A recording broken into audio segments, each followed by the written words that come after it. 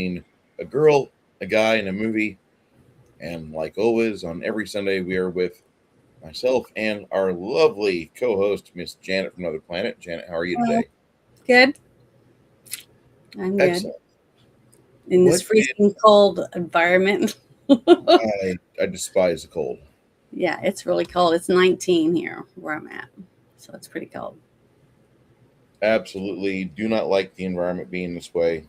Um, what I want to say is that with this movie, did you ever work in a environment in the restaurant industry? Yes, I have. Okay. I've served food and I've served alcohol. So yeah, I've worked in it. Did this film give you a uh, flashback, or were you remembering going into this? Did Yeah, did it this? made me think a lot about the environment that I worked in, especially the characters that played the different characters in this setting. I never got to spend as much time in the kitchen as we saw in this movie, but I pray that they never did any of the things that we saw in this movie because I don't know if I could ever eat in a restaurant again. If I had seen that myself in real life, I don't think I would ever eat in a restaurant. So, because it was disgusting. But besides that, a lot of the things that went on with the waiters and the bus boys and, the hostess and things like that were very true to life, I feel. And I still think it's probably pretty much the same today in most businesses like that. Like if you worked at Walmart or Target or any of these other places like that, it pretty much you could take this script and put it in any of those like big box stores. I think you could do that in any of these things because if you have cashiers and people stocking shelves and things like that would take the place of the waiters, the waitresses, the cashier at the restaurant, and also the bus boys. So I think it Yeah, would fit in both of those areas myself. yeah. For some odd reason, there was a period of time in the 2000s where they thought they could just make movies based off of nothing or anything or real life or whatever. And the movie Waiting was pretty okay because the guy that wrote it had lived and worked inside of Bennigan's for a few years, and Mhm. then you had this movie come out, which about the same time, maybe a little later, and it's basically life working at a Sam's Club. And there was other films like this, and it was good because these movies broke up the miserable epic movie, scary movie, date movie crap that was coming off from one of the comedy movie farms. I think those killed the comedy films. I really do. Mhm. It wasn't the woke bullshit because comedy movies had dropped off largely before 2015 anyway. Harambe died without a comedy being released that year. You have a bunch of really bad comedy movies that came out and just nobody gave a shit. Yeah. Yeah, there were a lot. I mean, there's been a lot of these different types of movies, but it just depends on, what you were doing in your life. Like I'd never seen this before. But when I watched it, I was like, damn, there's a lot of actors that I knew who they were. I don't know why I didn't even know about this movie, basically. It just Yeah, wasn't something that it just if I see the trailer and it's not something that attracts me, then I probably wouldn't go see it. And after watching this isn't a movie that I probably would have bought a ticket for uh, myself, simply because it's just too not something I'm interested in. It's not sci-fi, it's not horror. It just really isn't something I would have normally. It's like you said, based on like a real life. This really did remind me of something you'd see as a TV series. You know what I mean? More than a movie quality type thing. At least that's how I looked at it. no, there Did you is see a that? 20. There's a 23-minute movie or a video on YouTube called Mhm. Waiting, Bloopers and Outtakes with Ryan Reynolds and Justin Long. Yeah, I haven't seen that. And then there's an alternative takes as well. If you like this movie, go ahead and hunt those up because there is some interesting stuff in there if you like more genitalia jokes. And sometimes those can be funny, but a lot of times they fall flat. That's just how it works. Hmm. I like this movie. I was working in TGI Fridays in 2004 to 2005 before I went back to school Hmm. as a Leo applied science, as, applied associate of arts and law enforcement officer training. And I didn't graduate from that because I just, after 2 semesters and I did a butt ton of testing, I saw the results of it. And every one of them was, we're going to put you on a hiring list. And who got hired on? But people that were not white male that didn't perform as well in the physical or in the tests. Hmm. And we just need somebody cute that's a minority in a goddamn uniform. And it was over and over and over again. So I was like, fuck you. I Hmm. went and became a trucker. Yeah. And it worked out, as you can see now. But Well, the thing is, almost everyone I know that would work like at a factory, like while they're, in the summertime, like for Tyson or um, Pilgrim's Pride, different places like that, or shoe. There was a shoe place that made tennis shoes, things like that. They would go there for temporary jobs. You didn't see a lot of people rushing there to get jobs that they were going to be there for the rest of their lives. It was a mm-mm. job that you did for a short amount of time, a year or whatever. Or if you got a job like this one at the restaurant, it was something to fulfill your needs while you were going to college, right? Or a community college or things like that to supplement your income so that you could, buy food or different things that you needed for while you were going to college. Because mostly most of us, had like a scholarship or your parents were helping you pay your way. So it's not a job that I would look at if I was to go and work as a waitress, which I have, but I worked in a Navy bar place that had one side was a restaurant and the other side was a bar. And I wasn't going there thinking I was going to stay there as a career. I wasn't going there thinking, oh, I'm going to stay here until I become a manager or something. I wasn't thinking like that. It was something temporary to be able to pay my way and take care of myself as I looked for something different, to do. But the movie, I thought it was a good movie. It was well made. It's just not my genre. That's basically what I'm saying. Um, the acting was really good. The story was pretty good and very lifelike because there were so many similarities that I saw with different characters with people I actually knew, that I worked with and stuff, and people in my own life that I could connect different the personalities with, because this whole movie is just one full day from the moment the restaurant opens to the a little bit after the restaurant closes, and it's about it basically centers around like what maybe five characters basically. Yeah, That's very we'll say integral. 5. Yeah, and the young man is Dean. I can't remember what the actor's name was. I have to. Justin Long. Yeah, Justin Long.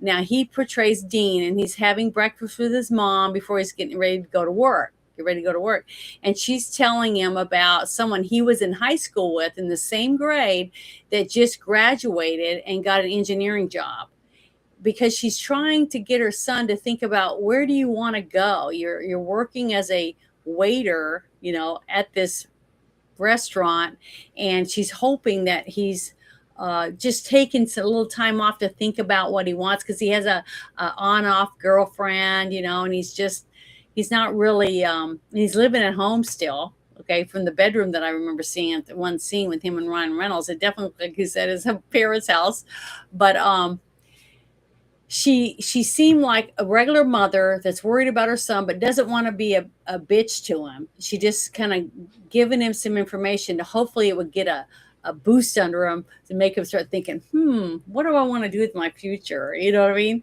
So she was a good mom because she loves her kid, and she wanted to inform him that, other people are excelling and you're just kind of like stagnant. just sitting here. So I live that breakfast conversation more once or twice. hmm yourself, Uh-huh.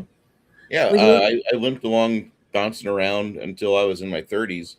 hmm Went and moved out for a little bit, came back home. Mom's health wasn't the greatest. I don't know what it was. She had chemical imbalance, and so I stayed home thinking I was helping out, but I actually didn't help out. It hmm was a drain. And then as time went on, just things indicators started really shutting down, and so I went and I got my CDL, and that was okay for a little bit until me and Prime parted ways, and that was okay because you I had a couple of fender benders with Prime, and it made me a better operator, and that was pretty much just 2006. I haven't had a problem since then, and knock on wood. And I've been doing pretty okay in the driving trade. It's just that when you first get in, you learn some things that you neither if you have an accident. I learned there's two types of guys that are out there, two types of people. The accident either makes you bound determined to never have to repeat that paperwork ever again, or hmm you're just like, well, I quit. And if you quit, well, then you go fail at some other job because you quit and you will keep on quitting. So that's just how it was I mean, how it was presented to me in my head. I was looking at it like, well, I broke this piece of equipment. Let me see if I could work for somebody else and never have this fucking happen again. And yeah, that's been my MO ever since then. And the movie Waiting came out a few years before I made that decision because I was just going through retail hell. Travis knows me. Travis hmm knows. He saw me do that. I worked at TGI Fridays for a bit. I worked at Terminex for a little bit. I worked over here for a little bit. I worked over there for a little bit. The only thing I didn't do in Decatur, Illinois was basically ever be a paralegal or be involved in medical trade of any facility whatsoever. I never worked for the hospitals. I never delivered medicines or whatever. But uh, the county had a problem keeping jobs open because of the miserable high taxation and their gas tax. And that's one of the reasons why everything flees out of Illinois because it's just the cost of business is too much. It for the juice is not worth the squeeze. yeah, So when his mother and him are talking about all these other people that are succeeding, they've got their life going in their direction. Why don't you start doing something? And he's just like, Mom, yeah, I know, shut the fuck up. And you want to say that to your mother, but you don't say that to your mother because it's your mother. yeah, And for any mom that just heard me say that, we want to say that. We do. Yes, I've heard this 50 times, but I've heard it 1,000 times. I want to get going too. I want to start earning good money. I want to have a nice house. I want to have a great thing going on. And here I am just spinning my wheels, doing nothing but working at this miserable fucking restaurant. And I lived that conversation a couple of times, because there were times where things were kind of looking like, hey, I might be able to move out on my own. Oh, wait, never mind. They just shut down. yeah. Time to start the job hunt again. So moving out of Illinois for you guys that live in Illinois and you love it, that's great for you. I hope it fucking floods there, and I hope it sinks, and I hope it collapses. I hope it burns. Fuck that state. Well, I'm yeah, sorry. I think every one of us, every single person, uh, Yes, my mom would have beat me wanted to up get if out she of their heard me say house. that. Wanted to get out, wanted to move out, and we took whatever we could because we wanted out. I had two of my older sisters had already moved out, but I had two younger sisters, and my grandmother had moved in with us, so we had a 3-bedroom house. So I had me and my two sisters living in one room, my parents in another, my grandmother in the other room. So, and we had one bathroom. So all I could think of was like, God, I just want to get out of here. And that's when my sister, one of my older sisters, had said that she was going to move to Florida and wanted to know if I would come, and because she'd already been moved out for years, because she was found out she was pregnant. She'd already been moved out for over almost 6 years, and wanted me to come and stay with her because she knew I was about to graduate from high school, and stay with her because she was going to have a baby.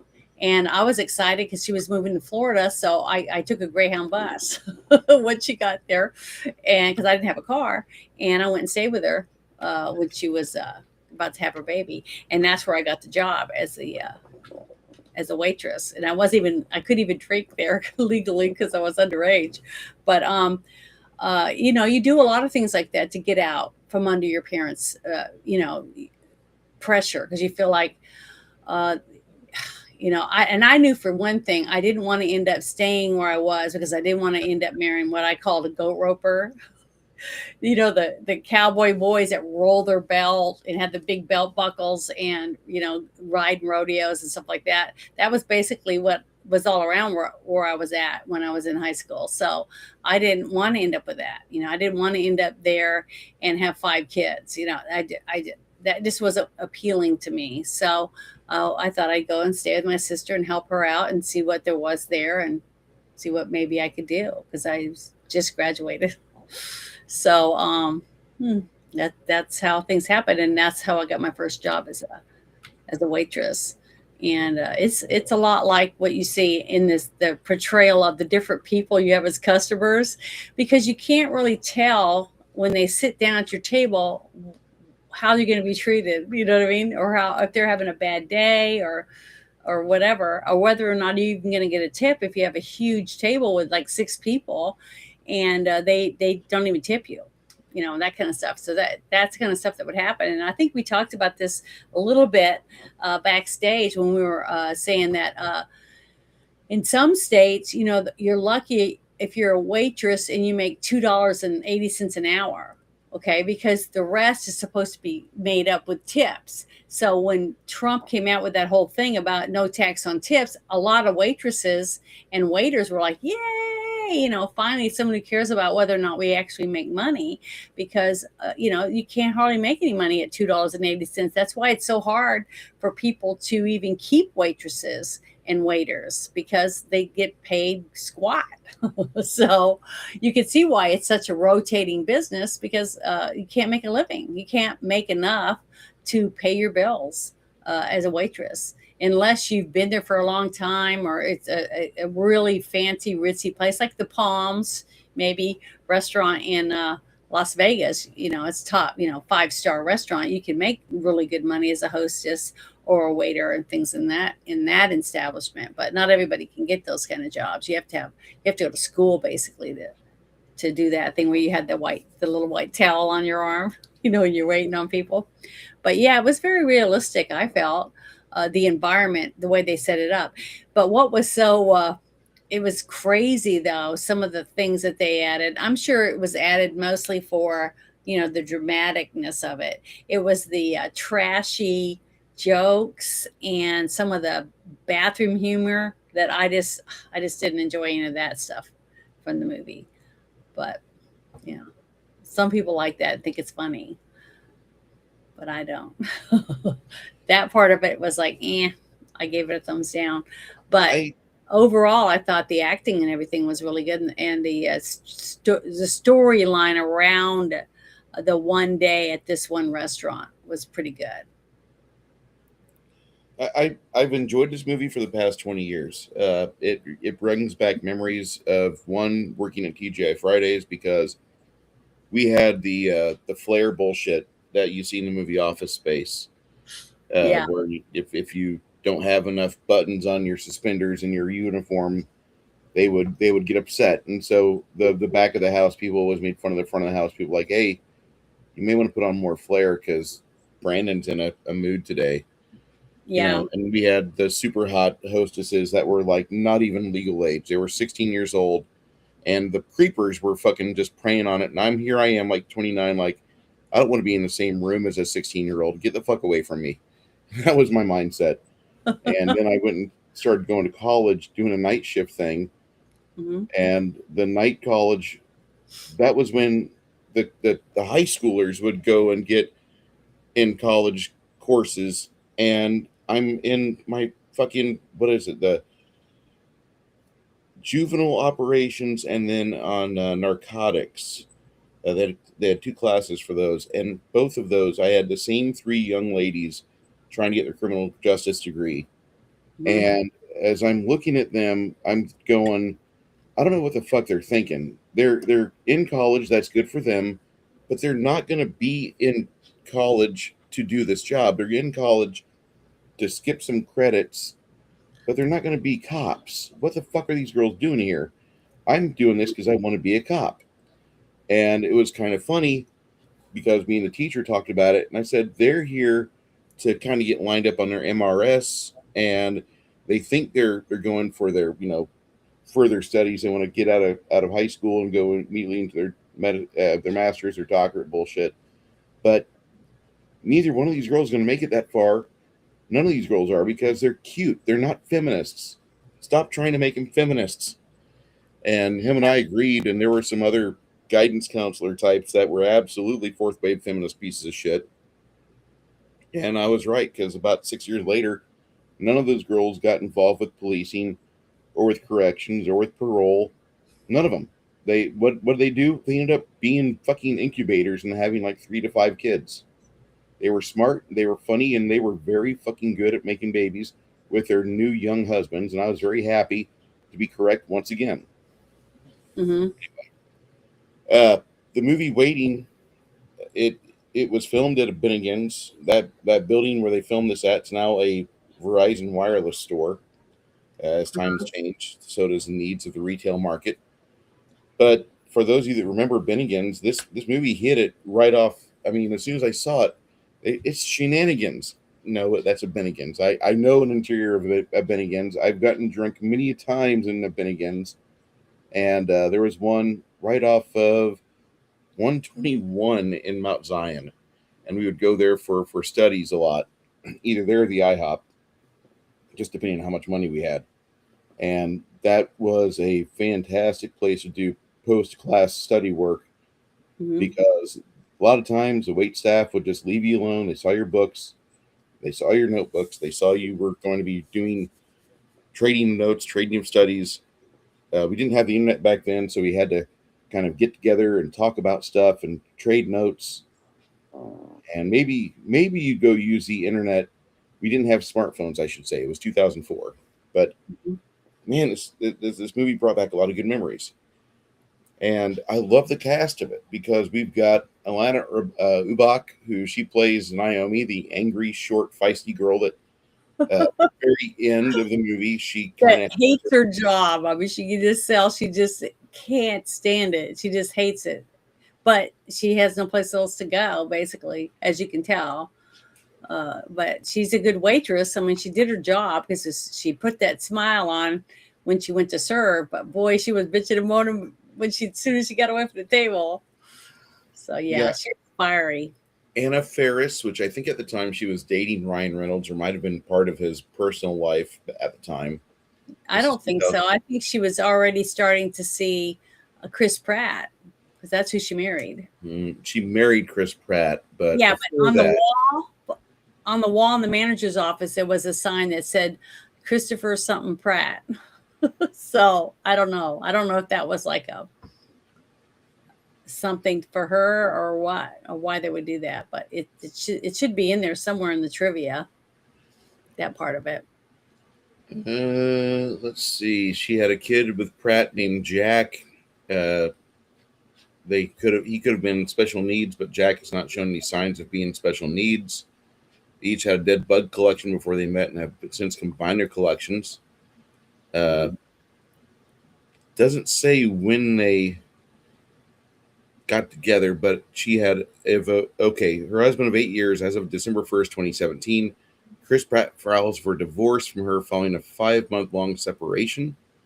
Mm-hmm. And yeah, I'm pretty certain that she was part of Ryan Reynolds' personal life before this, for some odd reason. Maybe I don't know. I don't remember that, but who knows? I mean, they all seem to date each other all the time. Yeah, I But mean, it's Hollywood. the thing I mean, I liked the stories. around the people. That was interesting, and why they would all be waiters and waitresses, and why the bus boys were always high, going in there and huffing, off of cans of ready whip and stuff like that, because they want to be Waterby rappers.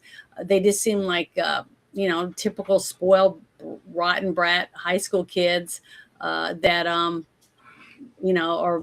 trying to make money as being busboys, even though I don't think they did a real good job at it, because I hardly ever saw them do anything besides huffing whipping cream, which I didn't like that, because to me that was if you get young people to watch this, I wouldn't recommend you having your younger kids watch this movie, because there's too much to try to make it look like fun and enjoyable to have this type of lifestyle. And that's one reason probably why I never did go see this movie, because this isn't something that I would, want to buy tickets to. That's one reason I think I didn't. I probably saw the trailer for it and just went, it's not my style of what I think is important. But I can see the lifestyle of the people, because a lot of the people that were in the little circle that worked there as waiters and waitresses, I understood where they were coming from. Now, I also couldn't stand Dane Cook's character in this movie, and I've seen him in like 5 different movies, and I didn't like him in any of them besides one. Only one movie, and we watched that almost 2 years ago, was Mr. Brooks, and I thought he did a phenomenal job. It's like when we saw Mr. Brooks, when I first saw it, I was like, damn, he really can act. He's a good actor in this movie, but in everything else, he plays a doofus, an idiot or whatever. And I just don't think he's that believable as a doofus. Now, Ryan Reynolds' character, he's always been the smuggy, snarky person. You know what I mean?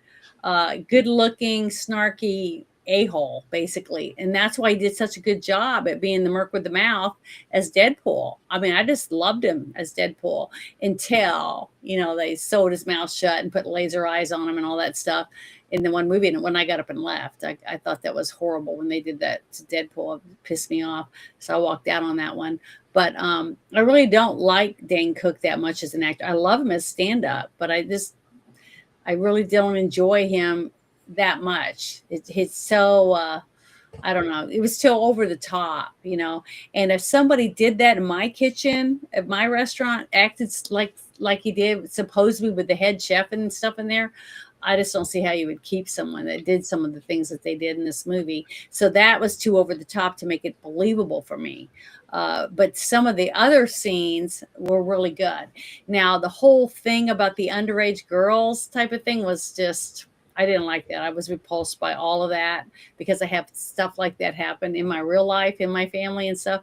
I just think I don't like anything that does with that or dramatizes it or makes it look cool, to be the cool guy that's 28 years old and is going for a 16-year-old girl. That's, to me, just turns me off. It's just very blah. I just didn't like any of that stuff. But let's see, I'm trying to think of a few other things. But overall, the character arc for the lead guy, which is Dean, the one whose mother tells him that the guy that he was in high school with in the same grade just graduated as an engineer.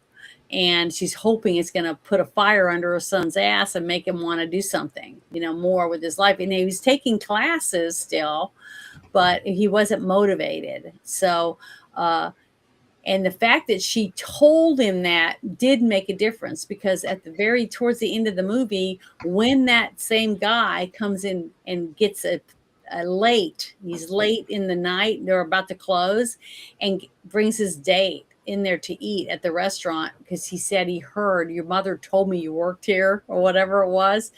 And he's waited on him. So he waited on somebody who graduated from engineering school, is now an engineer. And when he tipped him, he left $100 to pay for a $30 meal, basically. So the rest was a tip. And when he says, I think you made a mistake when you gave me his 100. And he said, no, I figured you needed it more than I did. And in a way, it was a good thing for him, because it made him realize, is this what I want? Do I want to be an assistant manager at a restaurant? And this is my life.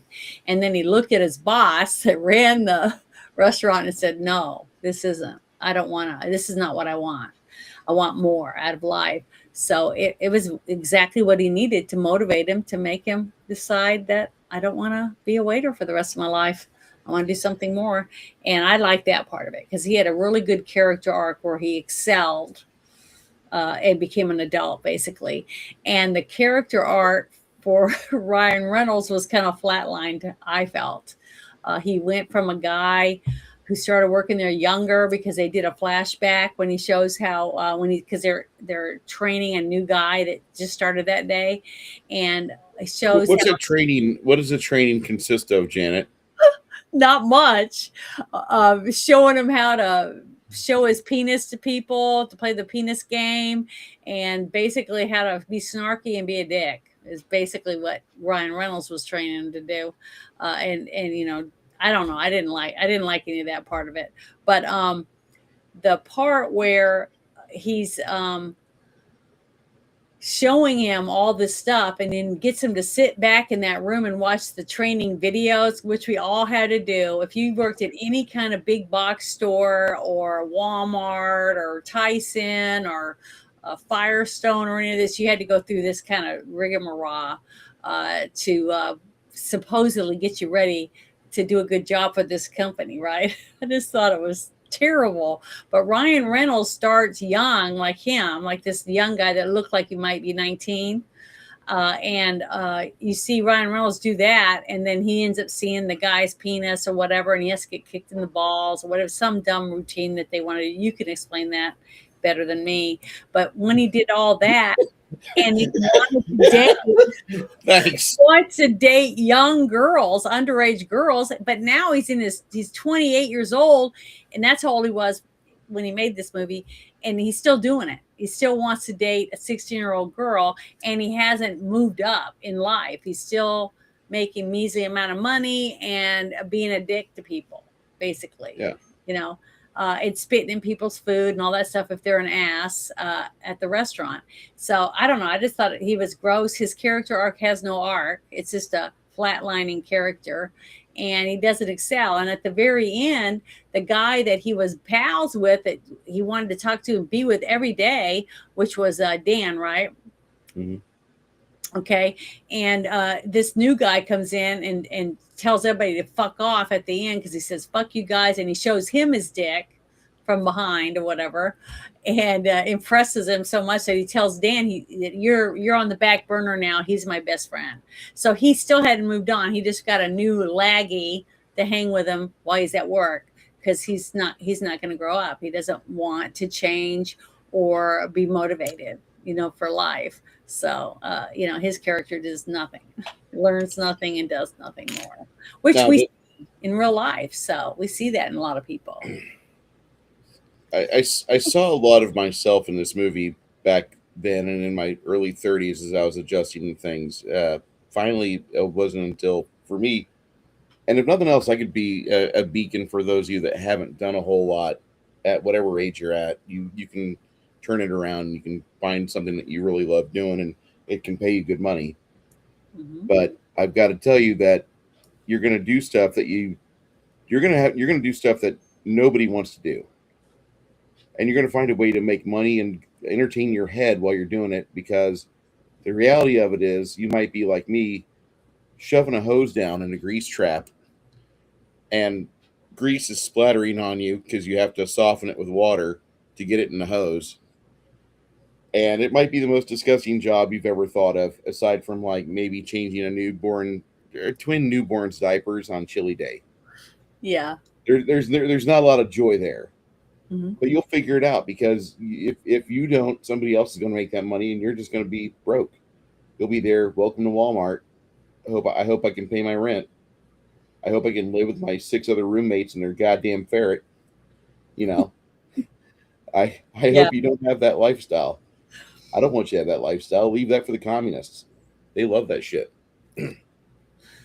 So this movie is for people that are stuck in a lifestyle that they aren't happy in, and it's kind of a therapy film, because that's how I view this movie. It's a therapy movie that you watch like, oh yeah, I remember when I was younger. And it might have only been like a couple or 3 decades ago, but it's still a fun fucking movie for me. That lifestyle that they show here, that was reflected fairly well. The stuff that we did at TGI Fridays, they didn't make such a presentation of spitting in the food as this movie does, but the food pollution was definitely a thing. They're dropping the meat on the floor, chicken, steaks. It was disgusting. I All fucking that. photographed a steak at O'Charlie's once Hmm. and refused to pay for it because the fucking hair was in it, and it wasn't my hair. It was like a 18-inch long curly brownish hair is not my fucking hair. Yeah, And none of my friends that were with me had a hair that long. yeah. So that that turned into a day where I was kind of pissed off. Ended up eating chicken nuggets.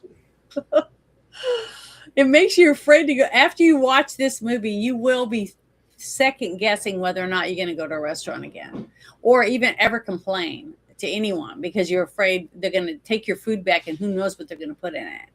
So I would rather just get my money back and not go to the restaurant.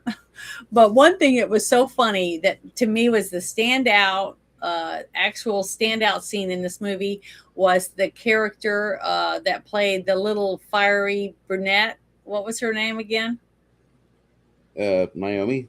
Yeah, Naomi's character. Oh, now she was a fireball, and I've met so many people like her that were stuck in a job as a waitress or a cashier, something like that, but they had to pay their bills because they had two kids or divorced or whatever, and they had to keep their job. So even though they'd leave and go out to smoke break, and they'd be going, motherfucker, god damn it, cussing and ranting and raving. As soon as they got back up there, they'd straighten up and say, can I wait on you? Can I help you? They put the smile back on because they needed the job. So I could understand her. She was like spot on, her character. But the scene throughout the movie is the guys doing this thing they call the penis trick or the penis game, Penis where game. every so often, if you were going to go to the back room, to the stock room, to get ketchup or something to bring out to the tables, if you open the door and you see someone's penis, that person that had their penis out to catch you staring at it got to kick you in the butt like 3 times. It was this ritual they did. It was supposed to be funny and make you be on your toes. So you pay attention. If you think that just to close your eyes before you open the door or whatever it was, so that you would see someone's penis, right? Well, the women, there was 3 women, the 2 blondes and the brunette, they were just sick of it. They just thought this was childlike and stupid and whatever else. So at the very end, Naomi decides to say, this is the stupidest thing ever. If I was going to do it, this is what I would do. And she stands up on one of the chairs and she lifts up her skirt. She's not wearing any underwear. And she has a huge, thick, massive bush. It looks like from a 1970s porn or whatever. I did not script this. Janet is ad-libbing. I swear to God, it was so freaking funny. And I know you were laughing. You had to have been laughing. I always laugh when I watch that scene. What's funny is the camera was like zoomed up like a face shot, like this close of her giant snatch. It's like, I don't know how to tell if there's a snatch there. The's so much bush over that clim. It's nothing but bush, okay? It's like a beaver forest or something. Not even water to get through. My friends in the Army Rangers started sharpening their fucking machetes when they saw that shit. And she had like chips and little speckles of lint and stuff just all sprinkled in there, and you see her picking stuff and flicking it to the side. It was disgusting, totally disgusting. But when the guys were like, holy shit, there's animals in there, they were making all these comments, but they were all staring. So the women got to go over and kick all of them in the ass. It was so. Now I laughed at that because that was totally not something I was expecting to happen. Were you expecting for that to happen when you first saw that scene in the movie? Do you see this? Because I got a little piece of trivia that I wanted to read about that. So what are you showing? Melissa Alonso was the stunt bush. Oh, the stunt bush. Jesus, It was a real bush then. Holy crap. It was the thickest bush I've ever seen. I've never seen anything like it in my life. And I've seen a lot of God women. damn it! I can't take Janet anywhere. She turns everything to Arby's. I can't help it. It happened in the movies. So it's real. But the thing is, I was reading this little piece of trivia. I was looking up trivia for this. And there isn't a lot on IMDb. There's only a very small amount of stuff on there. But what was funny is it says that her name is Alana Ubach, Yes. right? Said in 2009 interview that the director asked each of the actresses if they would show their pubic area for the scene where the character lifts their skirt to expose a massive mound of pubic hair. Okay. But the other actresses refused. And Anna Faris said she'd already did a crotch shot in the movie Scary Movies. And she says, I'm not going to do it again. And Caitlin Doubleday said, are you out of your freaking mind? I'm not going to show my vagina on camera. And Vanessa Langes said that she was too young for that. So Ubach said that she would do it herself, but she's fine with her character doing it if they hired a body double. That she didn't mind it looked like her doing it, but they had to get a body double to do it. So also it had to be the ugliest pubic area you've ever seen, with cottage cheese coming out of it, is what she said. Paper clips hanging from it, and the director agreed. So, and then they hired some stripper from a club across the street to be the one whose pubic area they show wearing a grotesque merkin. That's fake pubic hair, because like one of the Kardashians are selling them now. A merkin that you can wear, because women shave now to basically you're hairless, So if you want to go all hairy for your man, you can buy gray hair, blonde hair, red hair, whatever colors you want in a merkin and buy it from one of the Kardashians. But I just thought it was so funny. It says she wanted to see them film it, but it was a closed set, so no one besides the camera crew were allowed. And it says Caitlin apparently didn't know the difference between a vagina and the pubic area, so no vagina is shown in the film, which it wasn't. It was just bush, and a lot of it. It looked like it was so thick that water could get through it. It looked like beaver pelt, is what it looked like. So I can see why people say, "Oh, did you see your beaver?" That's probably what they were talking about. So I had to bring that up because to me that was the funniest scene in the movie. I was rolling, and I'd love to see the outtakes now that you said that. So I'll have to go to YouTube and look up the outtakes, because if that whole beaver stuff is in there, I want to see it, because that was funny. I have to admit it. I don't know. I'm just saying, like, I've got the stuff pulled up. I want to put it in your private chat. What is it? Oh, private the link. Chat. Okay, good. I'll have to go to that before we leave later. Maybe we can watch it after we're done. But you guys need to go look it up, because it was funny. That one part of the movie was good. Anyone that has worked as a waitress or a waiter or a busboy, or been an assistant manager or anything like that in a restaurant or a big box store, anything like that, you probably, if you watch this, it's almost like watching a documentary. Certain similarities. But the only part I didn't like about that whole thing was the underage girls and glamorizing it by having them go to these parties and they're drinking and hanging out with older guys. And I just didn't like that. And the part where the one boss is hitting on the young girl, and she invites him, says she's going to invite him once she gets the address to show up at the party. And you know what it reminded me of? There was a TV show where this reporter would go into a guy would show up at the house with condoms and beer and stuff, and they'd let him in, and he'd come into the kitchen, and then there'd be a camera crew and a reporter, and he's like, "What are you doing here? She's underage," or whatever. Well, and they try to talk their way out of it, because basically it was an undercover show. I can't remember the name of it, where and they would arrest the guy, the guy that was showing up to meet a young boy or a young woman that's underage, thinking the parents are not there. And I can't remember the name of the show, but I think that's what it reminded me of.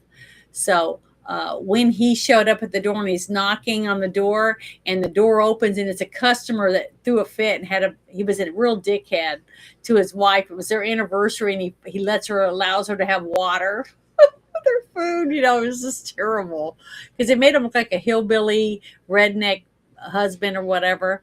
And he's the house that the guy showed up with a 6-pack of beer to party with, thinking it was going to be that young girl. So yeah, Catch a Criminal. That's it. Six Nations just put it in there. But yeah, that was a really good show. I used to watch it, and I had so many of my guy friends that would argue with me because they said, "Oh, that was a what do you call it when you frame someone or you I don't know what that word.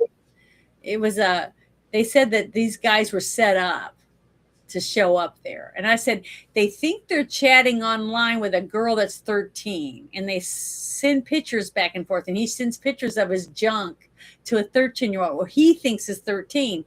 He shows up at the address with condoms, lube, and alcohol to give to a 13-year-old girl. So how is that entrapment? That's what they said. That was entrapment. Nobody forced the guy to chat online or show up at the young girl's house or young boy. Some of them were thinking they were talking to young boys. So to me, that's not entrapment. That's just a pedophile looking for someone that's underage. It's sickening. And that's what that reminded me of when he showed up at the door of that guy's house and he was like, "Who are you?" It was great. I love that. So there's a couple of little good things at the end. The young man quits his job because he decides he's going to go finish school and try to get a better career for himself.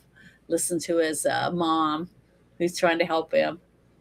And it humiliated him when that guy gave him that big tip because he looked at him like, "Yeah, see, you're going to always be serving me, people like me at this restaurant, or you can go out and let the restaurant people serve you." See what I mean? That's basically what he learned. And I thought that was a very good character arc for this movie. So that was the redemption scene for me for this movie, because the other, the penis stuff and the nasty spitting in the food and pulling, and Dane Cook pulling the hair out of his pants and laying it on her steak with the gravy and stuff. Ugh, it was just disgusting. It just makes me nauseated when I see that kind of stuff. So I had a hard time with it. But, so if you've not seen the movie Waiting, I don't know what's the problem with you, but I think you should see it. I think it's a very good movie because a lot of us have gone through working front or back of the house for a restaurant. And if you have seen it, give your score in the chat. I'll have Janet read it. Mm-hmm. Janet, I know this wasn't your favorite movie. No, it definitely was. But I wanted to read something. Someone, let me see, who is it? Six Nations said, imagine the casting call for that part where that girl is. Now, see, I have gotten, usually casting notices go out in a group, like let's say you're all in an age group and you're a woman, okay, and you're for, central casting or whatever. Central casting will send out a mass email with their phone number of who to contact for the casting director or assistant director, and you will get a thing that says, we'll pay you $1,000 to show your breast in Hot Tub Time 2 or whatever, that Time Machine movie. Okay. Mm-hmm. So anyone that's willing to come and flash their boobies will get paid $1,000. I'm just using it as a reference. So basically what they did, somebody probably went across the street to the strip bar because they knew, or they'd been there the night before drinking and knew there was naked ladies over there, right? And went over there and said, hey, we need a woman who's willing to show her private area, just the hairy part, for this movie, and we'll pay you this much money. And I'm sure they would sign a thing saying that they get this one payment and they can't get residuals, whatever checks they have, depending on what it is that the contract they made for this, and they get paid. So I'm sure a bunch of them came over, and they had to be similar skin tone and stuff with that would match. It couldn't be a blonde, see what I'm saying? They had to be someone that could be realistically be the one young woman that's the waitress, right? So they would look at the different women, and then they'd let them come in, and then they show either a snapshot or just show their private, that part of their bush, to the casting person, and probably one other person. And then that casting person would say, "You're perfect. Okay, come over and we're going to do this scene." And then they get paid. And just like they said, even the actress that was supposed to be her lifting her skirt wasn't allowed in there, because they usually have closed sets for people that's showing nudity or things like that, especially in a movie like that. You don't So want to have everybody in there watching that, making someone uncomfortable. there's still a lot of people, though. Like when you're having a love scene, you might have 14 people in there, because you have sound, lighting, just a lot of people to make to film at different angles and different stuff. And that's just the way it is. But it'd be a closed set still. That means only there'd be security at the doors, so that only certain people could go in, people that are allowed, that are on a list or whatever. And that's how it works. So but that scene was so funny. It was good. It made fun of the guys for their penis thing. They're all having to see each other's penis. And then they said, "You can't tell me that you can't be gay to have to want to do that shit. Wanting to show your penis to other men means you're gay." It's basically what the girls were trying to say. So it was just funny. The whole way that it wrapped up at the ending with this shot of her lifting her skirt and having this ginormous bush with crackers and other stuff all sprinkled in there. It was just funny as shit. I just thought it was funny. So we have our first review. We do? Oh, it says 10 out of 10, funny as hell, highly rewatchability, and spot on, will being a comedy. Basically a comedy version of Kids the movie. I haven't seen Kids the movie. No. So I don't know. Probably not something you want to see. I've not seen it, so I've never heard of it. But I think that I can see why a lot of people would say that was a 10, that was 10 out of 10 for a comedy, if you, put it in the genre that it fits in. Now, I do still feel that every person they hired, the girl that played Naomi, Anna Faris, her character arc was really good, because when she confronts the person that hurt her, because you could tell probably at the beginning of the relationship, she thought more was going to come out of it, that maybe they could have a long-term relationship, because she didn't believe that the guy she first met at work, this nice, attractive guy, was going to be such a loser. See what I mean? It took her a few bad treatments before she realized this is who he is. He's just no good. He's just a bad guy. And he did a good job at playing that loser, the dickhead. So, Ryan Reynolds is really good at playing those type of characters. That's why Deadpool was so good, because that's Deadpool, We all love his version of Deadpool. I don't know anybody who doesn't appreciate Deadpool. And him and Wolverine were great together, because both of them basically are dicks. They're assholes. That's their character, anti-heroes. And that's how they're supposed to be. And they did a great job at portraying those characters. And that's what you hire actors for. And that's what I was saying about Dane Cook's character. Any person that you could have got off the extras could have came in and did the same thing. I don't think that he stood out. You know what I mean? There wasn't anything special or unique about him that made him be that character. You know how you leave movies like You and I with The Thing? I couldn't see anyone else being Kurt Russell's character in that movie. I can't envision another person playing that part. And same for the other guy that ends up at the very end with him, with the flamethrower guy. Mm-hmm. I can't remember his name right either, but I couldn't see anyone else playing his character either.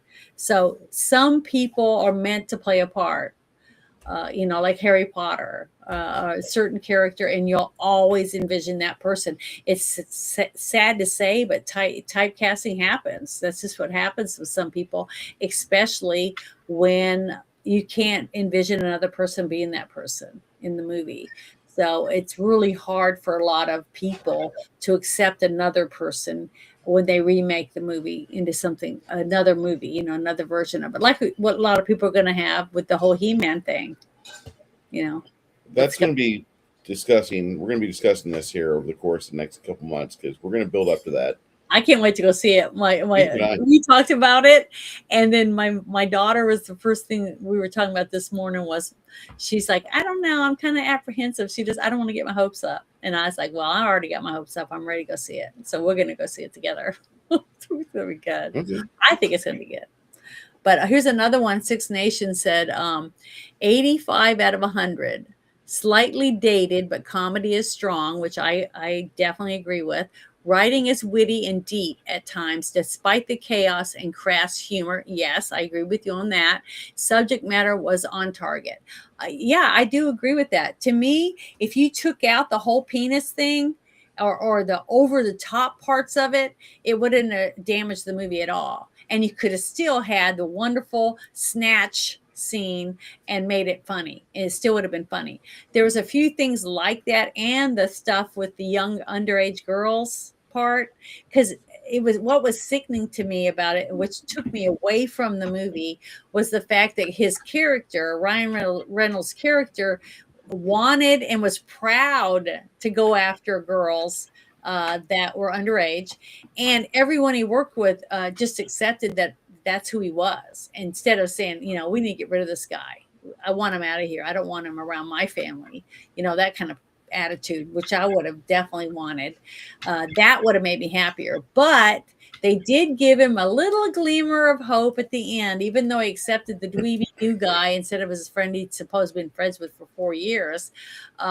When he told the girl he's in there and he could have got what he wanted, and he told her, you only got a week left till you're going to be 18 on next Wednesday, right? And she said, yeah. And he goes, well, let's just wait until then. So he had a glimmer of hope that he was maybe learning from his bad habit. But, to me, it wasn't much of a redemption. So I don't know. Oh, yeah. And that one scene that you said you were talking about, are you going to talk about that part? Which one? About Michael White? You going to talk about him? What do you mean? What you just commented in the thing. They need to do an all-black remake of Waiting with the guy that plays Black Dynamite. Michael Jai White is Black Dynamite. I don't know if you've seen that movie yet. That's a classic movie. I've seen I think the trailer, because I think you shared it one time, didn't you? When we were doing the we're gonna do that next or something. We're gonna delay everything for Clint Eastwood season. Mm-hmm. And after that, then we'll pick up with Black History Month and all that. It'll be in middle of the year. Okay. Fuck, we might have like 5 movies for Black History Month in like. Because I'd like to have 1 or 2 of my movies put into the cracks. I know that you don't enjoy them as much as yours, but what the fuck mean? What the fuck do you want, you little spoiled little girl? Isn't she cute? A little beagle. Smile. Yeah, that's what I got to babysit. I got to babysit 2 beagles when I went to Florida this spring. Yeah, it was great. They're loud when they bark, and they got that long bark. Yeah, like on and on. Yeah. Well, I had her, and I had the other mixed dog, the Hind 57 dog we call Goblin. Yeah. Pretty much one was laying outside my thigh, and then Goblin was laying inside my thighs, and I could not move today. It was so fucking cold. I'm like, I'm not going outside for this shit. I'm going to stay here, because I went outside for a little bit, and I was like, I will freeze. I don't want to freeze. So the cold weather kicked my ass today. Yeah, Michael J. White's a cool MF. He's good on and off the screen. No problem with him whatsoever. Janet was talking about McCready and Childs at the end of the thing, by the way. Yeah, McCready and Childs, both of their characters. I think every character in the thing, that when you and I watched that, all of them had to be those characters. I can't envision anyone else playing the different people, but the people that were in it, especially the doctor. I mean, just windows. I mean, they're too iconic now in my brain. Now they could remake it, and I think they did try and put a woman in there or Nope. something. No, And they did not remake it. They made a prequel. oh, okay. Well, I Don't didn't. watch it. I didn't Don't want. watch it. I didn't. The reason why I say that is that the studio saw that they were using practical effects in 2010. They said, no, we're going to delay the release, but you're going to go back and redo all the special effects with CGI. Oh, And so when you watch The Thing 2011 or 2012, it's just an absolute shit show. It's the worst version of a thing that you could make. The ideas in the previs were probably really good. I would love to see what they actually did with the practical effects because they filmed it all. But instead, we got this terrible movie, and I don't recommend anybody ever watch it. I really don't. What? What? No, Bean, you can't have. but yeah, I thought the movie was definitely interesting, and it brought up a lot of emotion for me because I've had a lot of Thank things you, Tree Rock. similar to some of the things that they were dealing with, some of the characters, and with the other underage stuff. I just have a hard time with that, and the whole thing with the alcohol, pushing the drugs, alcohol stuff, with a bunch of underage people at parties like that, and making it look fun and inviting. I don't agree with that. I guess I'm an old fuddy duddy or whatever, but Okay. even when I was in high school, I was always designated driver because I didn't drink. I didn't party and get drunk on the weekend. I would just drive everyone around, and they put gas in my vehicle because to me it was just stupid to wake up the Sunday and be sick, puking, and have a hangover and all that shit. I mean, today I could drink 3 of my little wine coolers, and I'm like, oh, I'm a wimp when it comes to alcohol because I just don't. And I do that. I've She's laughed. perfect. It's just so boring, I guess, when it comes to that. But No, Janet, there's a practical enjoyment to that, and the fact is that you're a very cheap date, and whoever gets to take you out is going to well, spend I do like steak, and the steak isn't cheap. maybe $16 on drinks, $35 on beef, Yeah, and I love meat, yeah, you love your meat, we know. but I like champagne. And I like wine, white wine. I don't really like red wine. I'm very picky about certain, and I don't like beer. I'm just not a beer person either. So You and other people are close to me are very much anti-beer. That's great. I found a lonely 24 pack of Modelo, so I went and my rescued friends it. like Modelo. They think it's good. I don't like it, but they It's the like number it. one beer in America because Bud Light fucked up. Yeah, that's on them though. They deserve it. Yes, it is. All right. What was your rating for the film? Well, I would if I do it the same way that I always do, I would give it an 8 out of 10. I can't give it a 10, even though that one scene raised it up. Okay, because it was going to be like a 6.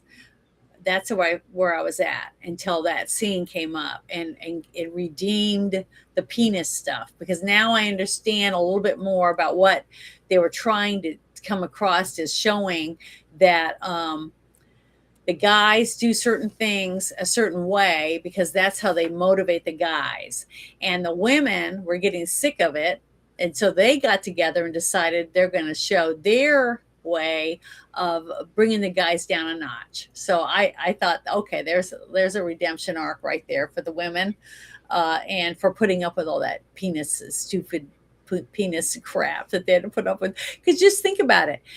The guy that went in there, especially the head cook, and he was bending over, pulling his pants down and putting his penis between his legs so it's peeking out. So he's doing peekaboo, basically, so that when you walked in the door, you're going to see his penis peeking out, so you get to kick him in the butt, right? But what if it was one of the girls? What if one of the waitresses had to go back there and get napkins or ketchup or mustard? Right. And she had to see that shit.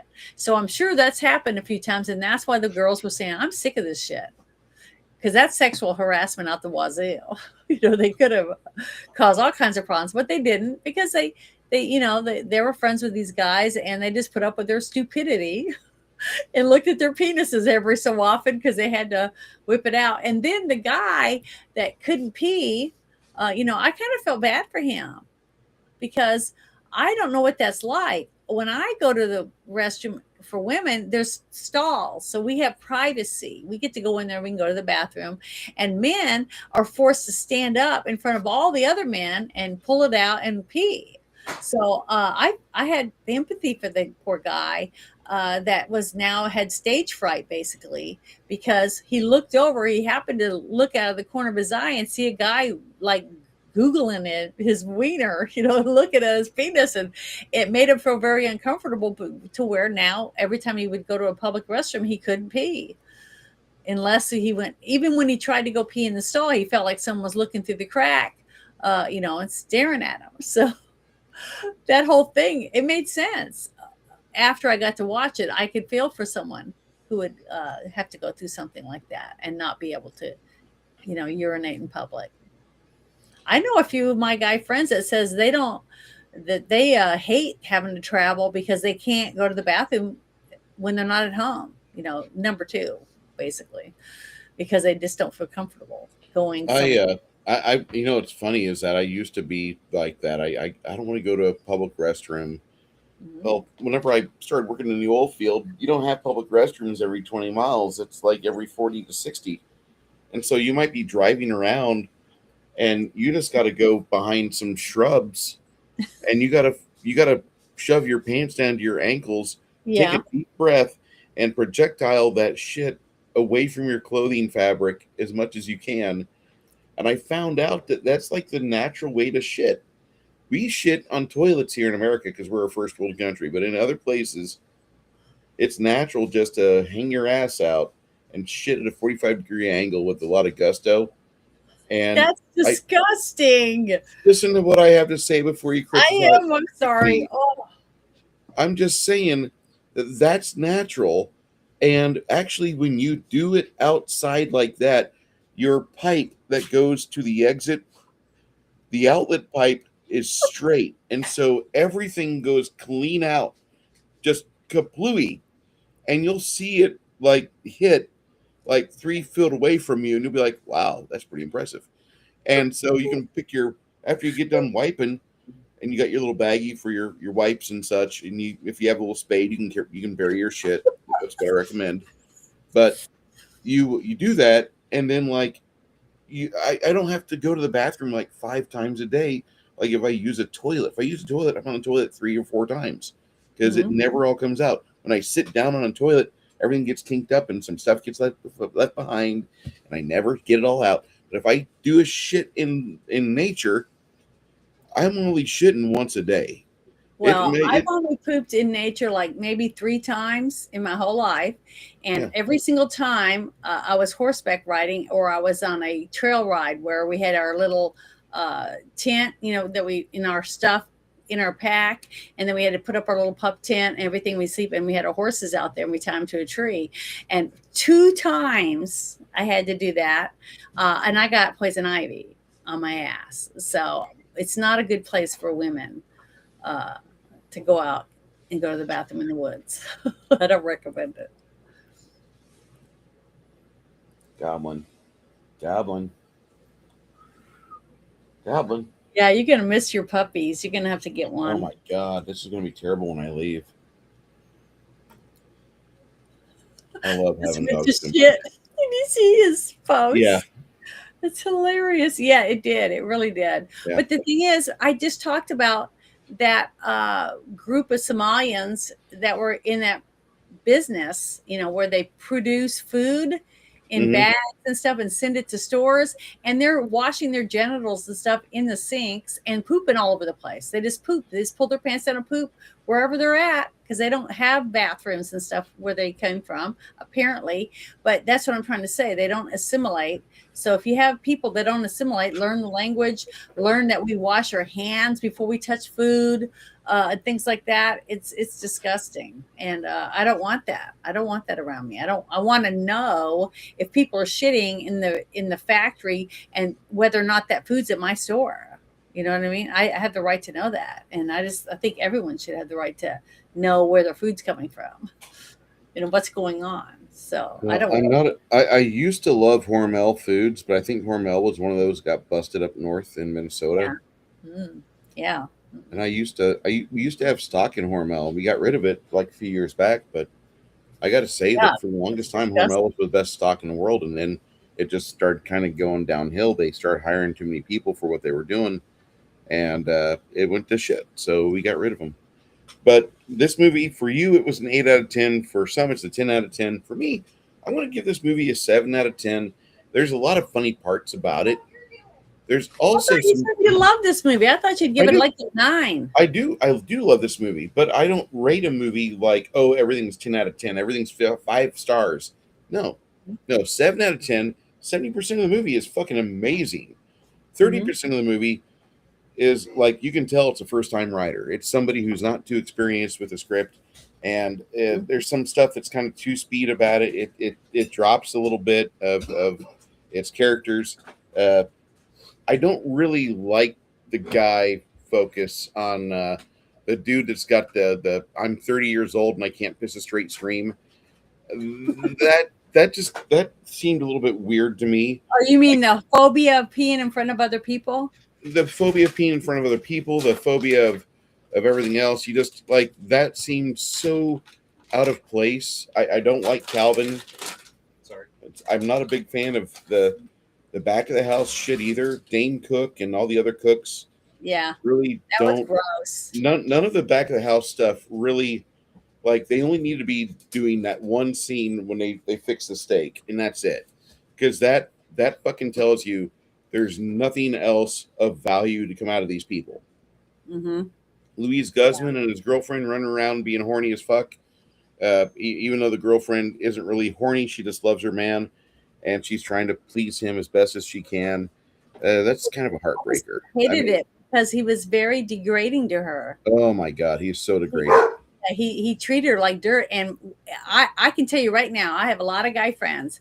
If they had a beautiful woman as beautiful as her that was willing to cook and clean and dress beautiful for him all the time, they would treat her like she was a diamond.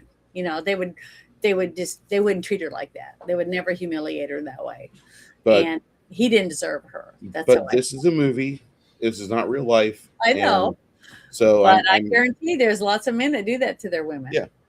I actually would have liked to seen more interactions in the movie. That it takes place within a day, and we only see like maybe 15 customers.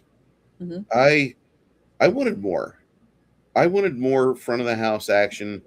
I wanted more stuff going on with the front of the house, between the wait servers, the customers, the interactions between the servers themselves, and maybe the bartenders. I didn't really give a shit. You're never going to get like a dissertation on life and the universe from the back of the house guys. Back of the house guys this movie was so accurate that I just needed them to show that the back of the house is a bunch of pot smoking individuals that they do what they do. Just let them perform as they will. And I was back of the house. I was nacho, so I was making your salads. I was hitting your nachos up. Yeah. And so a plate nacho was where I was at TGI Fridays, and it wasn't a heavy thinking position. It really wasn't. But I think the interactions between the servers, we missed some stuff there because there could have been a lot more.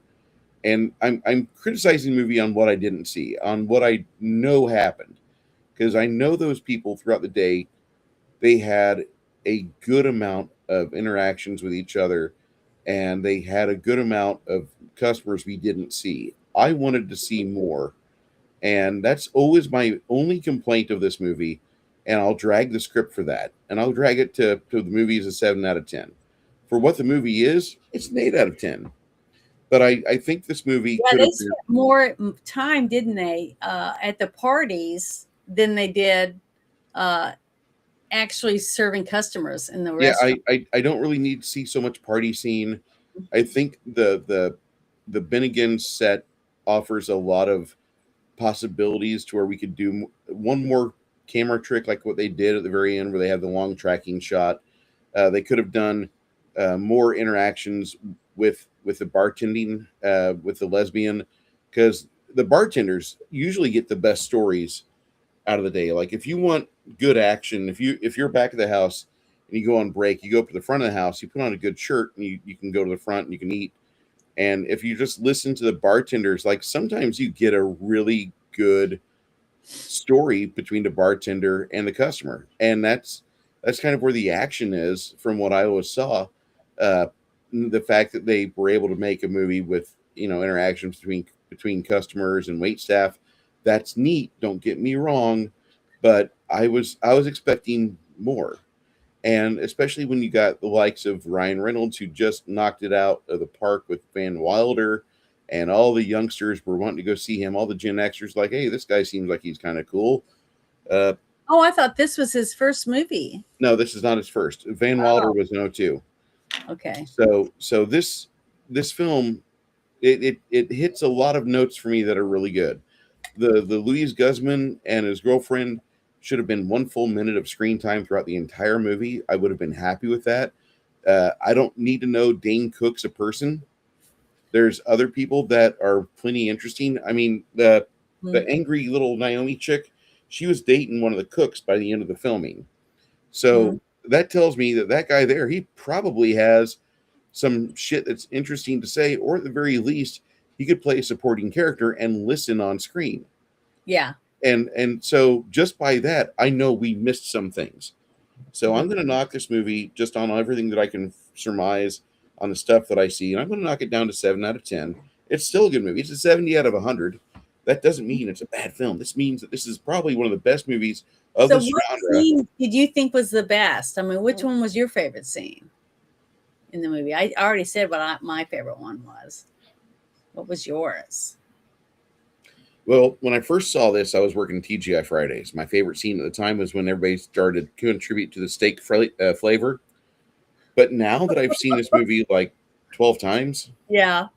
I think my favorite scene in the movie is the diner or the dinner scene between Dean and his mom, Oh. because that one there hits me. And Mhm. because of shit like that, that's where I'm at now. That's why I'm here. Yeah. That's So why I make time in the my the night, the, my the Sundays for you. togetherness of a parent trying to help their son, a parent and child, is important to you now because you're older now. Mhm. Okay, so that makes sense. But I didn't get to say the part I did earlier, but I didn't say it during the live. The part where he's telling uh, Ryan Reynolds' character about his breakfast with his mom and how depressing it was, that he started thinking about it. And Ryan Reynolds goes, "Well, it's not as depressing as my mom." And then you had a flashback of him having a dinner over at Ryan Reynolds' house with his mother, and how the mother is so degrading to him. I mean, Mhm. like, basically saying that, she wished that she had had anal sex instead of getting pregnant. Basically, it's really sad. So it kind of gives you a small view of why Ryan Reynolds' character is so, he doesn't give a fuck. That He that's he that makes doesn't me. want to excel. He doesn't feel like he has any need to be more than what he already is, because no matter what he does, his parents are never gonna like him. That basically, that's very sad. It is. So that was a very sad scene. I almost got a tear in my eye because I really felt it. It made me have more empathy for his assholeness. Because he's still an asshole, because that's who he is. But now you understand why he's an asshole. And and that's sad because that's reality.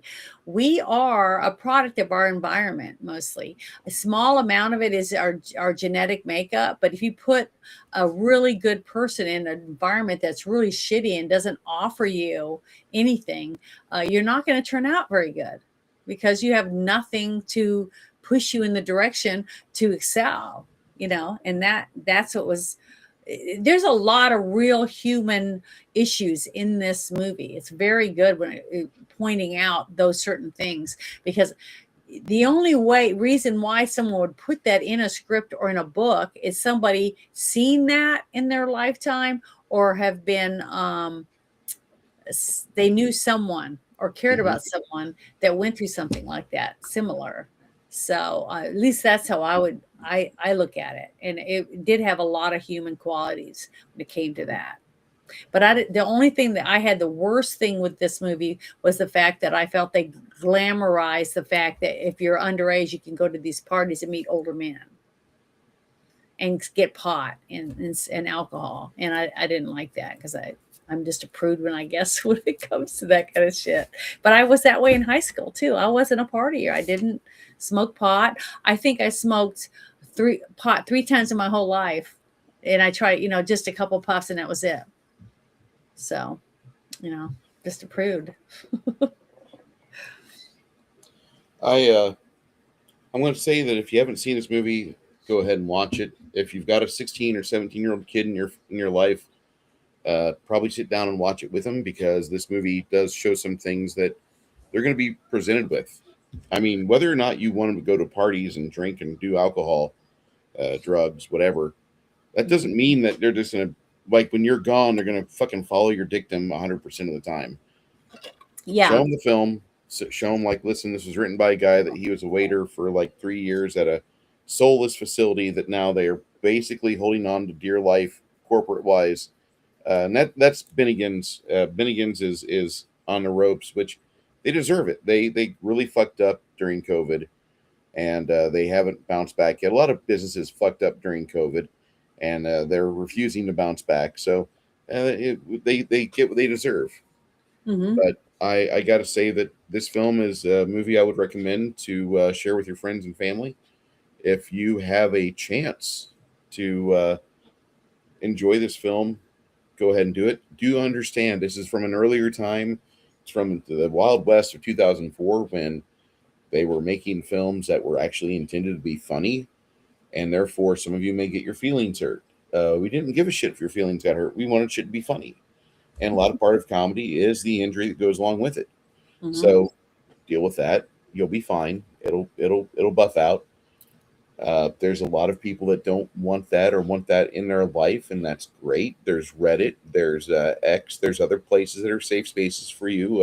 What is that? Blue Sky, the faggot central. I don't give a shit. You got Anyway, Facebook. yeah, we're gonna be doing our own thing. Janet and I will be reviewing the film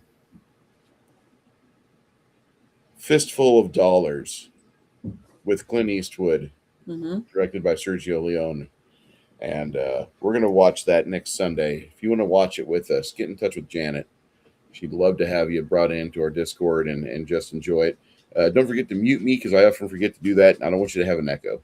Anyway, Well, I so didn't even realize it. I was like, I keep thinking I hear it. And so I didn't know if it was me. So I turned all my stuff off and I go, I still hear it. And that's when I asked the question. I said, because I said, hey, I hear an echo. And that's when they said, oh, just mute Bruce and then unmute him afterward. But I forgot to unmute you. So I didn't hear anybody except for Hardwick. He was the only one I could hear. So I thought that was weird. But oh well, I learned. Hopefully I'll remember it. But thanks for getting me to watch it. At least I'm glad I watched it, because it definitely had a lot of human qualities in it. About what reality of working a job, especially a no satisfying thing coming out of your job. It's a To me, waitressing and things like that is usually a temporary job. It's a job that you take to fill a gap while you're in between jobs, that type of mhm. thing. And at least that's how I used it in my life. And I'm thankful that I had the opportunity to do it. And I knew a lot of women that were going through the same process as I was, and to be waitresses. So, you know, I know a lot of girls that work in strip bars, but they're not strippers. They're just waitresses, and they make really good money. But they do have to worry about the hands, there's lots of hands depending on where you work. Because, if you're working as a serving food, it's a lot harder than serving drinks, but you don't have all the hands, people grabbing you and groping you or saying terrible things to you, like you do when you work with a bunch of people that are drinking. You got to be prepared for that if you're going to be in that type of part-time job or whatever. So it does open your eyes to a little bit of a reality of what it's like to work in that industry, that type of job. Okay. We're going to share some stuff, and we're going to get out of here. She was so funny. She is my fave. Yeah, she did a great job. And this scene is when she's talking to the young, cook that's real nice and tries to help people with their problems. Gives them therapy, and he's talking about giving her therapy. His name is Bishop, played by Chai Brown. I liked him. I liked Bishop. Here we go. Wash the fucking dishes and shut the fuck God damn. Why do you have to try this crab? Shut up, baby bitch. He is a handsome little fucker. I know you're upset about all this, but can't you just take... She looks so different in all the different movies she's in. It's very versatile. And she's tiny. I mean, she is little. I mean, she looks like she's 4 foot tall. Does it say how tall she is in her IMDb? Are you still there? Uh-oh, I think we lost Bruce. But she is tiny. When she walked by a couple of the other people in the movie, she was little. I mean, she was this little tiny thing. She looked like she was like 4 foot. So I'm going to look her up really quick and see, because it was interesting. But I didn't look that up earlier, because we watched the movie and then we discuss it for like 35 minutes, what we liked, what we didn't, and then we go immediately to air. So I don't usually have a time to really research it, especially if it's a movie I haven't seen, because I don't want to, I don't want to know about the ending. I don't want to know too much about the movie before I see it. I want to be able to watch it and be shocked, like I was when the one scene happened with the whole crotch picture of this Harry Bush or whatever. It was hilarious. And that was the actress that was willing to do it. She said she was willing to let you think it was her, but they went across the street and got a stripper to take her pants off so you could see her hairiness. But you could tell that it was not too realistic, because it was so thick. I've never seen anything like that. It was like carpet, it was like there was no openings, no air could get in there or anything, but it was really funny. So, but I guess Bruce just got booted off. But see, we've had bad weather, and he's down in San Antonio, and I think he said it was supposed to be 40 today for him, but I know they had ice, lots of ice and sleet and stuff like that down there. And for me, it was like 19 outside right now, and we have like, lots of snow with ice on top of it right now. And I think we were getting some earlier today, but when I looked at the radar when we first started this, it looked like it was clearing up. So I don't think I'm supposed to get more. It's just going to be like really cold tomorrow, like 5 degrees or between 1 and 5. So it's going to be really cold tomorrow. But I can't do anything. I can't turn it off. I can't stop the stream or anything, because I don't have any of that. Okay. I just had to get some marching orders from my boss. Oh, so, okay. Starting off at 3 a.m. instead of midnight. It'll be super cold between 5 and 7, but we're doing a special job, and fuck everybody else. Seriously, like, I don't care about your emergencies. Yeah. You should have emptied out your lines. So I hope that, so you're not going to go work? I'm going to work at 3 a.m., not at midnight. Okay, well, what if you can't get out there? You're Well, not going to risk it, are you? there's no precipitation going on tonight. Oh, there isn't? Okay. They've got the roads cleared and everything for you? Iced? There's no ice? There's not even been a shutdown at 410, which is really weird. There was a bad accident on 10 and 1604 yesterday, Yeah. but this is the Monday schedule for the hourly. And 20s is for below freezing. Oh yeah, Let's see, it's starting to warm up. There I'll you be go. working till 3 in the afternoon probably, but we'll get that taken care of. But there's no precipitation in the forecast. So Well, okay, as long as it's not raining and sleeting, I'm okay with that. It's just I'm not happy about going out in the cold. Like that's just the be last thing I want to do. careful.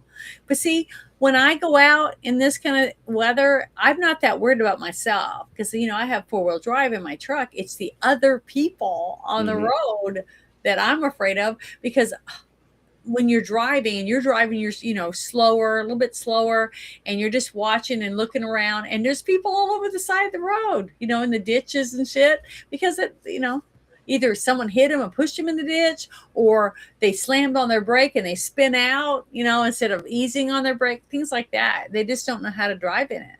So I'm lucky because I have lived in cold states, like New England and stuff, where you have ice and snow, and you know how to put chains on your tires, and stuff like that. So I don't know. I That's what scares me. It's the other people. I drive an all-wheel drive car, so I don't worry about ice typically. Yeah, but Uh, you're gonna be driving a heavy, big truck, right? oh yeah, and That's that'll gonna be make a big, big difference. that'll. The braking time and all I'm that. not going my usual routes. I'm going to be taking the main roads that have had all the ice prep put onto them. So it's going to be a good day. It's just going to be a long day. Well, what I was wanting to find out is do you know how tall that actress is? Was Which she one? like 4 foot? The little tiny firecracker. Oh, she's like 5'2", 5'3". Really? She Yep. looked tiny. I mean, she walked by everybody. She was like to hear on people. Well, yeah, but all those guys were supposed to be like groomed for being in leading men positions, and so they were 5'10" to 6'2", like Ryan Reynolds. Ryan Yeah, Reynolds is like 6'2". He's a tall guy. I've met him. He's a nice Exactly. person too.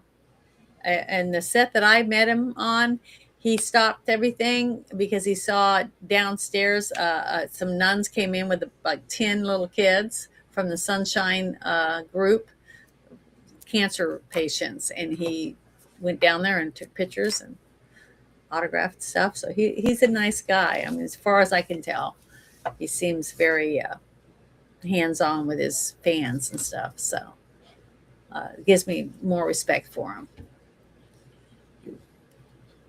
I mean, All he, right, so- he played an asshole in this movie, but in real life, I don't think he's anything like that. So, I don't know. Do you remember back in the 2000s, Janet, when they were making comedy movies that were rated R? They would make the comedy film a theatrical release on DVD, and then a few months later, or a year later, they'd put out an unrated release. Do you remember that? Sometimes, yeah, That was kind of a funky thing they did, yeah. and there's not a single one of those comedies that I enjoyed like this or Beer Fest or American Pie. None of the unrated stuff ever really gave me great comedy. There was nothing like, oh my god, it's so much funnier when he does it with his shirt off. No, none of these films made it where it was like, oh my god, it's must see TV. None of What it. was the name of the guy that played in the movie Elf? Which one? Will, the big tall guy with curly hair, and he played an Will elf. Ferrell? Will Will Ferrell. Okay. All his movies with that slapstick comedy, dry humor stuff, I don't like any of those. There's one movie of his I want to see called Step Brothers, and that's because it's got John C. Riley in it. I like John C. Riley 1,000 times more than I like Will Ferrell. John C. Riley was in a movie called Walk Hard, the Dewey Cox story, Yeah, I remember that one. and that's kind of a funny film, but there's really not a whole lot of Will Ferrell that I want to ever review with you. No offense, but Will Ferrell isn't my level of Jack Black hatred. It's just that he's not funny. You know what I mean? Yeah. For me, he I'm doesn't. I'm having to type on my phone because that's the only way I can type uh, to. I'm trying to type to respond to someone on my channel. So just give me a second. Sorry. Okay. Yeah, Shadow's like, I told you, Janet, you laugh your butt off. And it's like, Yeah. I did. So Yeah, she already said she liked it. She'd seen it before. She said she gave it a rating earlier. I didn't read it, but she liked it. I did laugh at that one scene that was really, really funny. Now, I didn't laugh at all the scenes that were supposed to be funny. So, but yeah, it was funny. It I was find this movie to be worthwhile. I recommend it. 7 out of 10 or 70 out of 100. Go see it. It's fucking good. Do because you I have was anything else? worried. I told you before we watched it, after we saw you showed me the trailer and stuff. I told you that I was kind of worried about, oh, I don't know if I'm gonna enjoy this movie. Remember? So Mhm. I did enjoy it way more than I thought I would. And I'm so thankful that they put the whole thing in with the girls, because that redeemed most of the penis bullshit throughout the movie. You made up for it. So the women do get redemption, in there. I really like that. Sorry, I'm a slow typer. I gotta agree with you. So Get the fruit I salad, thought it the was fruit good. bowl. Did the fruit salad what? Did the fruit bowl make you laugh? And Jan's like, it was funnier than I thought it would be. That's good. Yeah. That's good. It was. I was pleasantly surprised. I'll put it that way, with the way the movie was. Now, all the stuff still cringed to me. All the underage stuff. I just thought they didn't even have to put that in the movie. All It right. probably would have been better if they didn't put that in there. Fair But enough. everything else, it was a lot better than I expected. So, because hey, I gave it a 7 out of 10. That's pretty high for a movie I really wouldn't like, but it went up because of the women's, and I'm not even into women's lib. That's not what I meant either. It was just that it was so, after a little bit, one or two times it's funny, but then what was a good 5 minutes almost throughout the movie, he's bent over with his ass toward the door waiting for someone to come in. It just drew it out longer and longer. It was like it wasn't funny anymore. So, a little here, a little there. Like when they show the scene when Ryan Reynolds opens the door and you see the legs and the guys hanging from the ceiling. When he first saw the first penis at work, whatever type, that little snippet wasn't very long. And then they do a couple other ones like that and it'd be fine. But that whole scene where he's just bent over, waiting when that guy's trying to watch that video for work, I don't know. To me, it just went way over. It was like beating it into the ground too much. So the lifting her skirt whole thing brought it up a little more because of that, being beat down because of it. That's all. But you have a good night at work and be safe, because it's going to be cold. It's going to be nighttime, and I just know it's going to be black ice and stuff. So just be careful.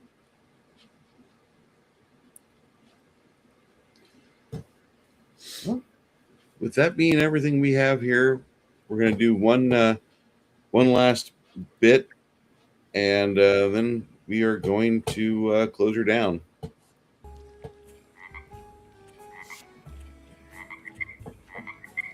What's the frogs?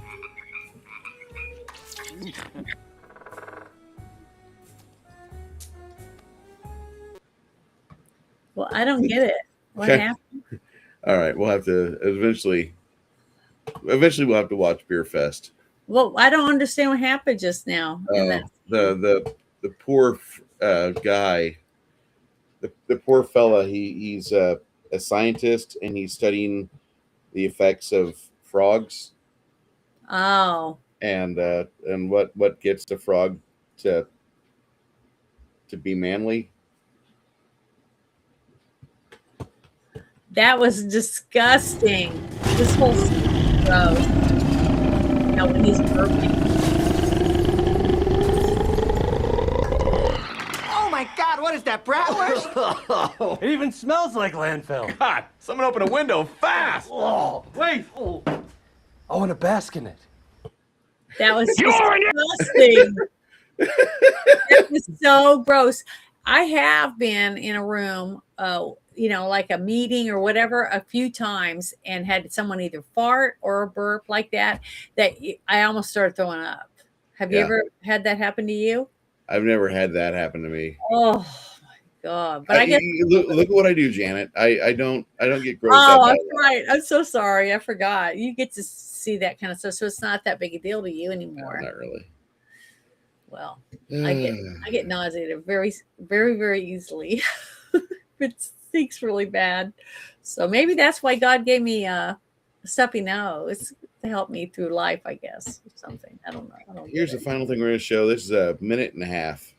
Enjoy, What is it? kids. Visit Minnesota, a land of beauty, where more than 10,000 sparkling lakes reflect endless blue skies. Just as memorable as the scenery are the people who call Minnesota home. Minnesotans embody a spirit of kindness and community that visitors feel instantly. If it's cultural diversity you're looking for, we have that too. From angry Somalis to angry lesbians, Minnesota has it all. But Minnesota is so much more. Enjoy winter sports, we have hockey and skiing, and bashing law enforcement SUVs with a metal pipe. Fun. Looking to go out in the evening for entertainment? Check out Minnesota's vibrant music scene. Or maybe an exciting fireworks show is more your speed. And of course, if you just want to spend hours practicing saying someone's name, you've come to the right place. What about the food? Shall we talk about the food? Okay, let's not talk about the food. But if it's cultural enrichment you're after, you can visit one of our world-class leering centers to leer even more about the fine state of Minnesota. So, if you've always wanted to visit Somalia, but are concerned it's too far away, come to Minnesota. Minnesota, because Somalia is too far away.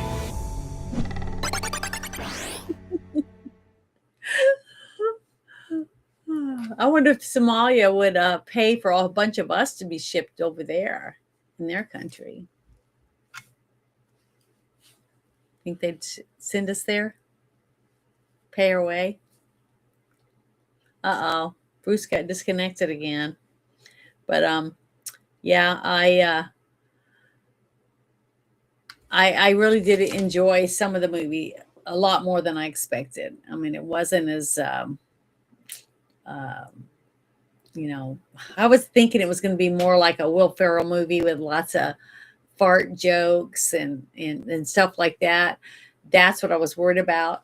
So the fact that they made it more realistic about a lot of the aspects of having that type of job, it redeemed it. So, because I was worried that it was going to be more like fart jokes and, like FDR, like the other movie that you got me to watch. Yeah. I thought it was going to be more like that, but it wasn't. And I'm thankful for it. So I threw some things at my boss like, hey, it's going to be really cold. Do you really want to do this? So we're going to meet up at 5 tomorrow and see if it is going to work out. Instead of 3? Instead of 3. Okay, that's good. A little bit later, and that will give you. Coldest part of the day. Yeah. It's 21 degrees. Mm-hmm. Like, good fucking God. My thought is, let's just not work tomorrow. I can work Tuesday through Friday. I don't give a shit. Well, you might not be able to. So that's what I'm saying. So waiting until 5 to see what the roads are like and stuff for the black ice and stuff might be better. So Just see though, you'll find out in just a couple hours. I got the hiccups again. I keep getting them. I don't know why. Anyway, you guys have a great night. I'm going to be careful. Janet, you be good. We're I going to be will. doing this movie called Fistful of Dollars next Sunday. If you want to be part of the viewing of this, I recommend you talk to Janet, and she'll get you in the door. Yeah, if you guys want to watch it with us, because we do watch it in Discord, and then we talk about it for about 30 minutes or so. Things that we like, what we didn't, things that we might not have known about it, because other people say, "Hey, I knew about this or that or whatever," and then we get the stream set up and we go live. So if you want to watch a good Clint Eastwood movie with us next Sunday, just let us know around 12:30 Central Time. And just so you understand, if you want to know about Clint Eastwood films over the next season, and I mean like maybe 4 or 5 months, we're going to be doing Clint Eastwood films. So there's going to be plenty of love for the man over the next half year, because I've not watched enough of his stuff. I do know Right Turn Clyde, Left Turn Clyde. I know that shit, but that's because I was like 3 and 4 years old watching on USA and like, oh yeah, this is a movie about a guy that boxes and he's got an orangutan and they go around and he boxes. I have no idea what those movies are about. I just remember the orangutan punching people. Anyway, you all be good. Be well, and we will see